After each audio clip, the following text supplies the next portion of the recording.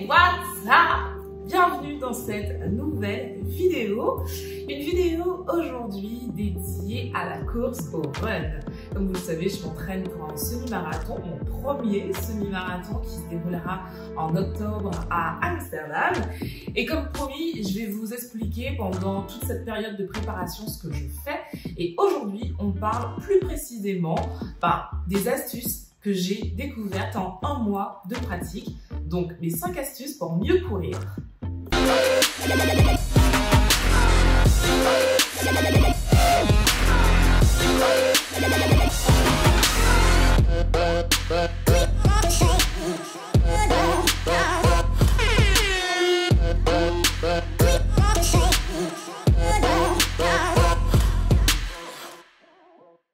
Alors avant de débuter cette vidéo, n'hésitez pas à vous abonner à cette chaîne si ce n'est pas encore fait, à vous abonner également à Instagram où je suis définitivement la plus active.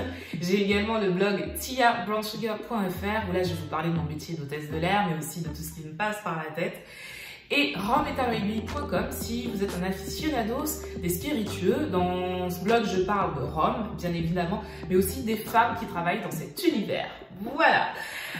On va parler aujourd'hui de course. Je pense qu'il est très important quand on débute la course, cette vidéo est vraiment faite pour les débutants, d'avoir les bonnes bases pour éviter les accidents et ne pas se perdre dans tout ce que l'on pourrait trouver sur internet. Donc moi, ça fait un mois que j'ai commencé la course et je vais vous donner mes 5 astuces que j'ai découvertes pendant ce mois. Alors c'est des choses que j'ai lues, que j'ai vues sur internet, dans des vidéos et que j'ai appliquées. Donc là, ça fait un mois que j'applique vraiment ça et je trouve que c'est génial. Donc la première astuce, c'est d'être encadré et d'avoir un programme.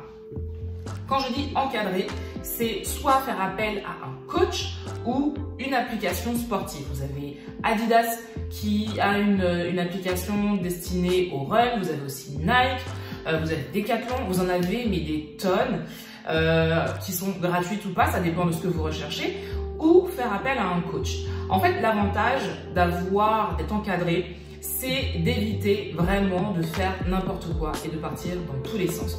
Quand on commence une activité, très souvent, si on ne s'est pas documenté avant, on peut vraiment faire n'importe quoi. Et quand je dis n'importe quoi, c'est peut-être faire trop d'entraînement, pas assez d'entraînement, faire des entraînements mais pas de la bonne façon, ce qui pourrait entraîner des blessures, des choses comme ça. Donc, avoir un coach, c'est nous expliquer ce que l'on doit faire, comment on doit le faire et à quel rythme on doit le faire. Et finalement, ça nous fait gagner du temps et moi, je trouve ça génial. La deuxième astuce et qui est vraiment importante, avoir de bonnes baskets. Vous pouvez avoir un t-shirt déchiré, un vieux short, peu importe au niveau de la tenue. Par contre, vos baskets doivent vraiment être bonnes. Pour avoir de bonnes baskets, vous pouvez aller dans un magasin dédié à la course. Là, en plus, ce qu'on va faire, on va vous donner une paire de chaussures et on va vous faire courir pour voir comment vous courez. Parce qu'en fait, tout le monde ne court pas de la même manière. Vous avez aussi une forme de pied qui est bien spécifique à vous.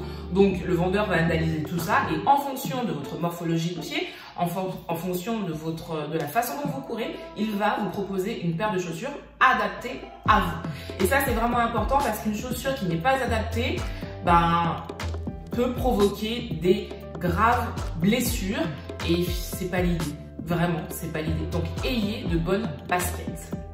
Troisième astuce, et je pense que beaucoup de débutants ont fait la même erreur que moi, il faut courir lentement.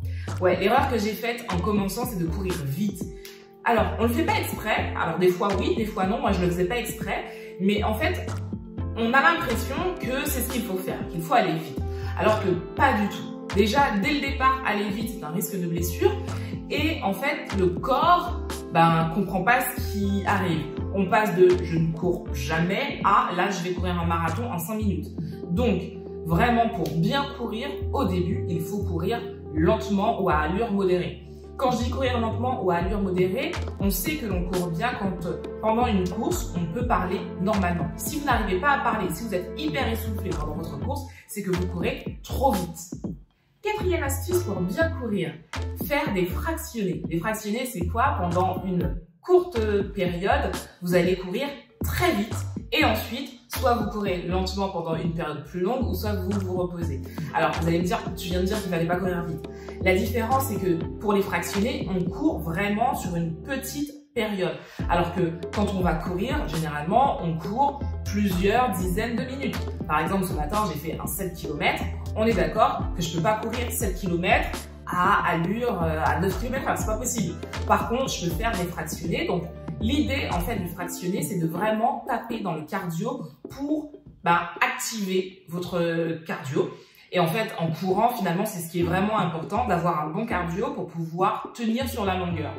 Et en fait, en faisant des fractionnés, vous allez voir que vous allez courir beaucoup plus vite naturellement. Mais il faut vraiment alterner ces phases-là, c'est-à-dire courir lentement sur de longues distances et ensuite, pendant une autre séance, vous allez faire des fractionnés. Alors, généralement, si vous avez un programme, il va vous dire combien de temps vous devez faire. Par exemple, moi, avec Gino, qui est mon coach, mes derniers fractionnés, c'était sur... Donc, j'avais 5 séries à faire et je devais courir sur 100 mètres le plus vite que possible. Alterner longue course, allure modérée et des fractionnés. 5e astuce, c'est la dernière et pas des moindres, même si des fois on a tendance à la négliger, surtout quand on commence le sport, c'est le repos. Oui, il faut reposer votre corps. Alors c'est vrai que des fois on est tellement motivé qu'on se dit je vais courir tous les jours, je vais me taper des 10 km tous les jours, sauf que votre corps à un moment il n'en peut plus. Et pour se remettre, pour que vos muscles se remettent, il faut qu'ils aient une période de repos. Même les plus grands sportifs se reposent. Donc vous devez vous reposer parce que ça va faire du bien à votre corps, ça va faire du bien à votre muscle et ça fait du bien. Donc je récapitule mes 5 astuces. Soyez encadrés et ayez un programme. Ayez de bonnes baskets. En 3, on va courir lentement sur des longues distances. Par contre, on fera aussi des séances de fractionnés. Et en 5e position, 5e astuce, on se repose. Dites-moi si vous avez d'autres astuces pour courir, parce que comme je vous l'ai dit, moi ça ne fait qu'un mois et en plus je ne suis pas coach sportif, ça c'est vraiment des choses que j'ai apprises pendant ce mois, que j'ai apprises aussi avec Gino.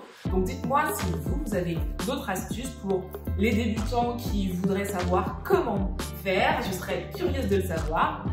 Je vous remercie d'avoir regardé cette vidéo et je vous dis à la semaine prochaine, je vous fais de gros bisous.